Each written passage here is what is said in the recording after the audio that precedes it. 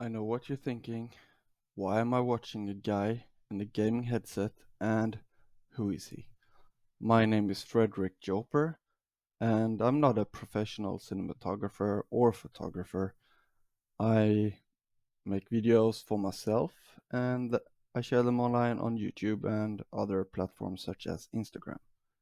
And in this video I want to talk about Dehancer because a couple of weeks ago Dehancer reached out to me and said, "Hey, we like your content and your videos. Would you like to have a go at our plugin for free and try it and give an honest opinion on it?" Of course, I said yes. And in this video, I'm gonna share my thoughts on it. I'm not getting paid by Dehancer to make it, but I'm very happy to have got this opportunity to try this amazing plugin because, yeah, it is. And here we go. Before I go into details about Dehancer, I just want to recommend this book, LIFELIKE, a book on color in digital photography. This is actually the first time I found out about Dehancer was when I found this blog. And it's amazing. I've learned so much from it and I highly recommend you to read it because it's a book about color in digital photography. It is written by a color photographer who, in his daily work, has to use the knowledge of color in art and the possibilities of modern image processing techniques. And it's written by Pavel Kosenko, photographer and a color expert. A brief history of Dehancer. It was established in 2014, and this is the logo evolution, as you can see. And it hasn't always been called Dehancer. In the beginning, it was actually called the the Versizer, and then changed to Degrader, and they removed the E, so it was called Degrader, like that. After that, with a few updates, they went for Degrader 2 that later became Dehancer after they had asked the audience for suggestions of new names. So a few ideas were Degradizer, Decolorizer, and Dehancer. And then one reader suggested De-enhancer, which were corrected to Dehancer as we know it today. The video plugin that I've been using is the complete version that is called Dehancer Pro. It includes 63 film profiles, KODAK 2383, film grain, film damage, halation, bloom, and much more. And it comes at $449 US. But let's say you're only interested in the 63 film profiles. Then you could scroll down and go to Dehancer Lite because it includes 63 film profiles for half the price at $199 US, and it also includes the film grain and bloom effect, which is great. But let's say you're only interested in the grain effect or halation effect, then it comes at $99 US. And for me, that I've been using the complete version, it's nothing but great.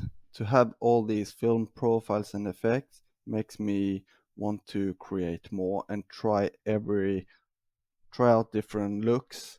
And having this is great because you have a very good starting point when you begin to color grade your videos.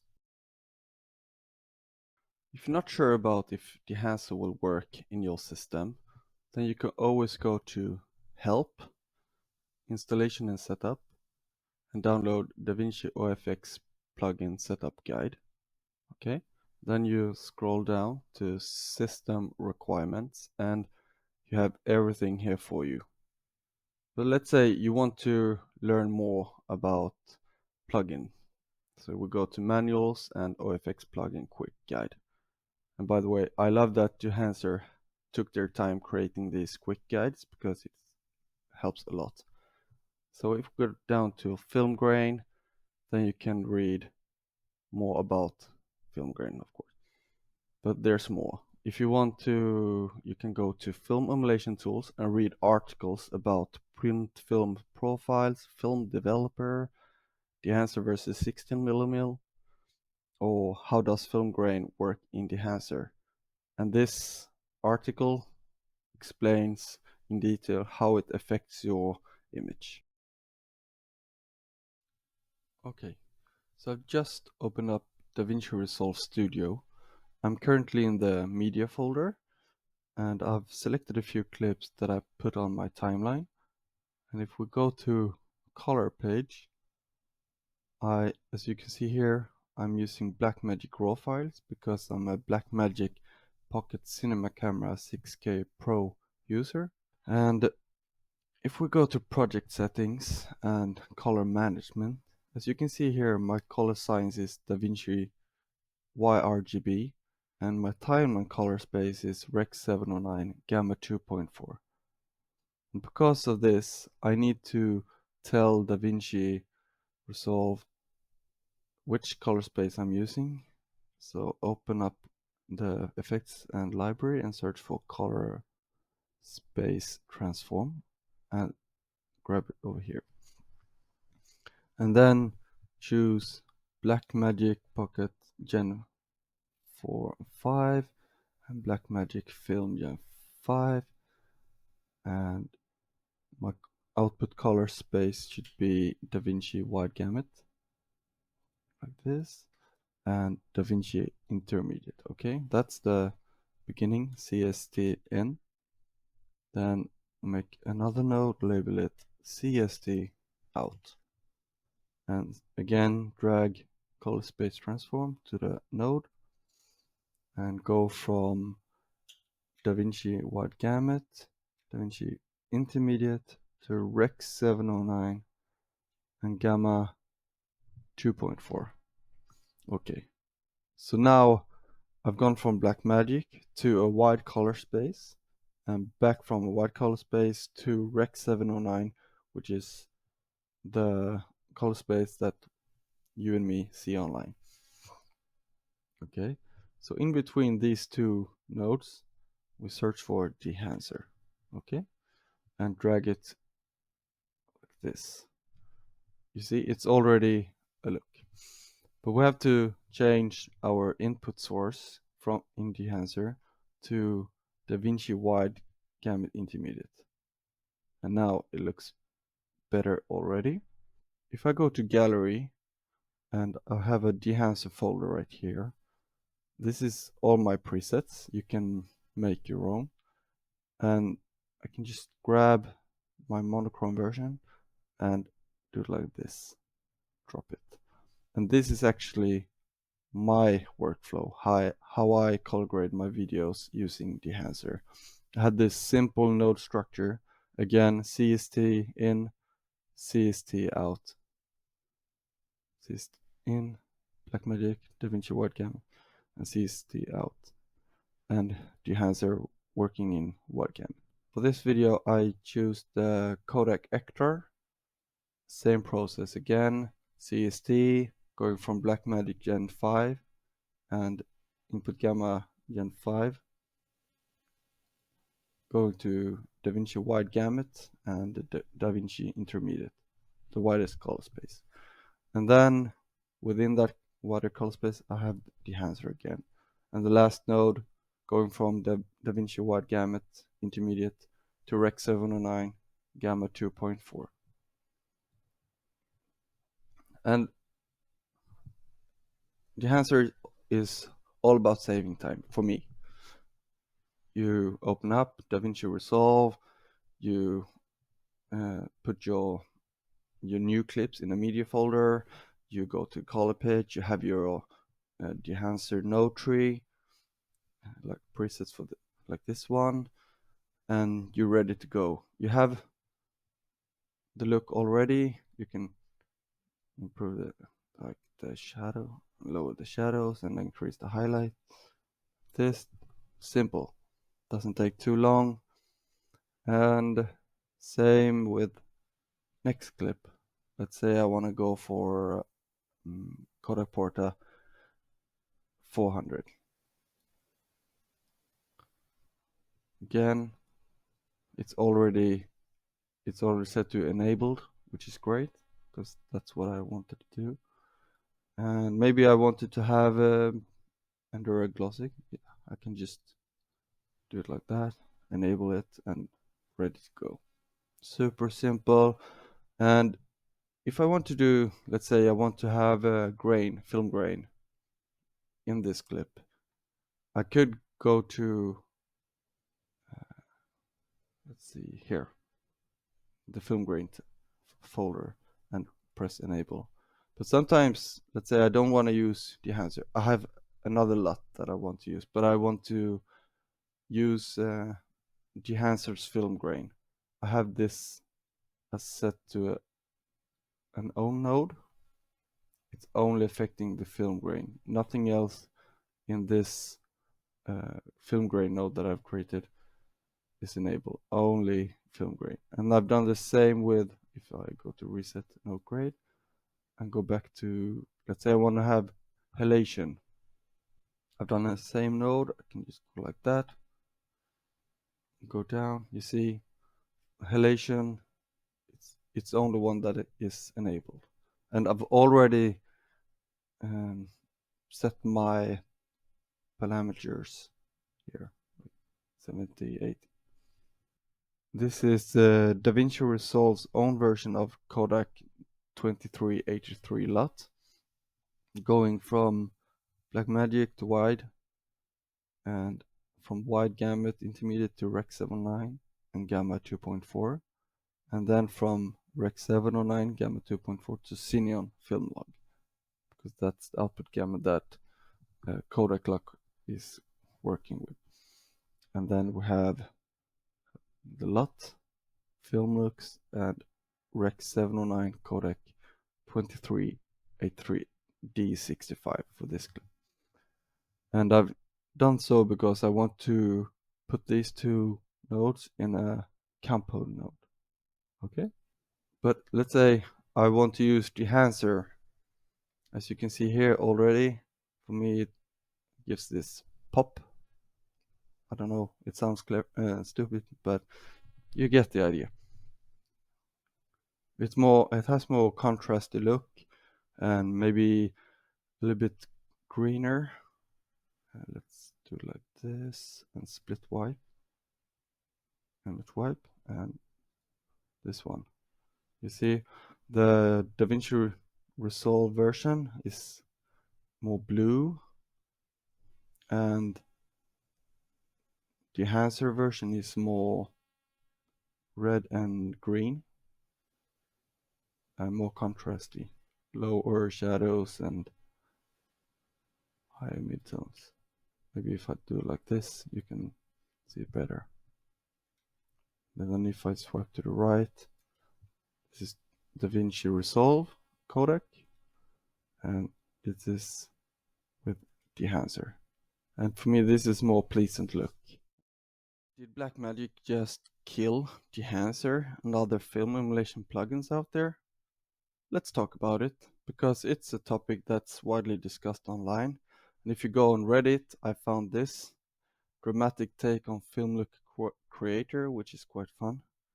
So if I play it, unfortunately, I don't have any sound.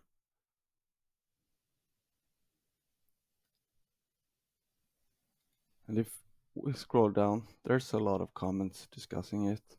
And some people say that Film Look doesn't come close to Dehancer.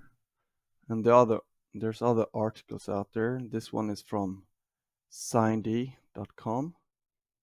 And they say it looks like it might make some plugins obsolete. And we know which one they're talking about.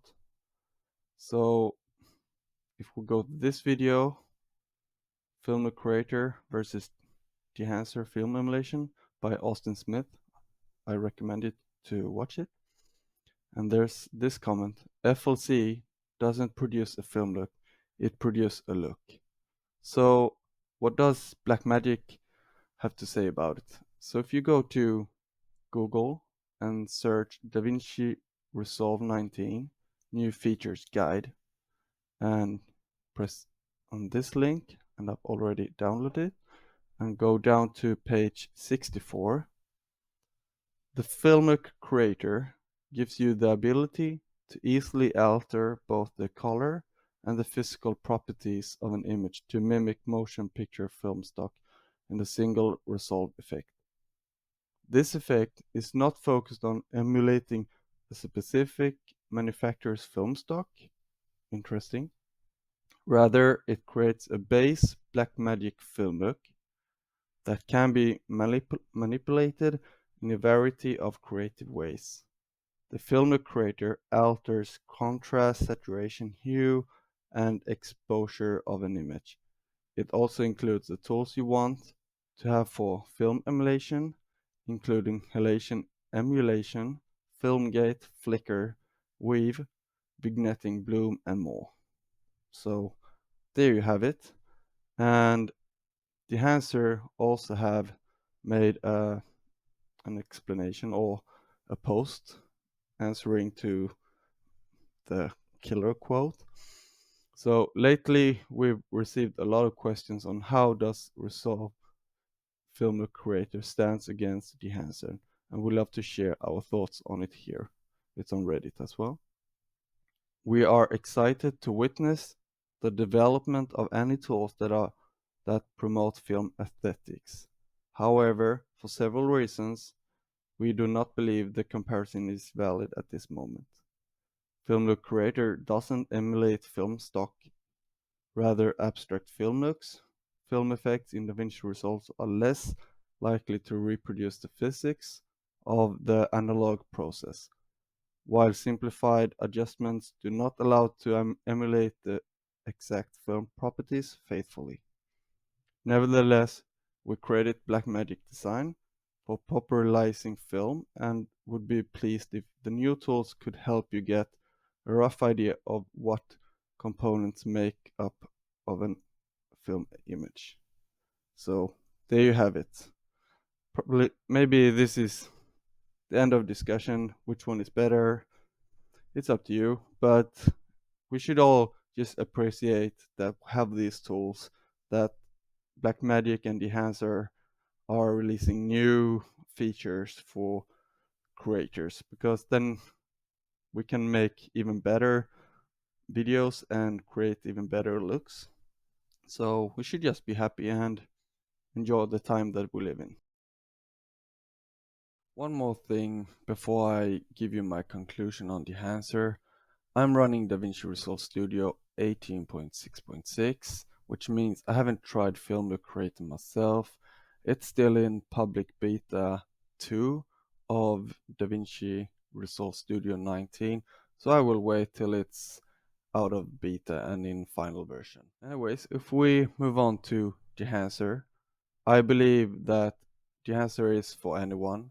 And what I mean by that, it's for hobbyists like myself, it's for beginners, it's for advanced level users, and you can't really go wrong with the 63 film profiles, with the KODAK 2383, print, and other effects with film grain, film damage, halation, bloom, etc.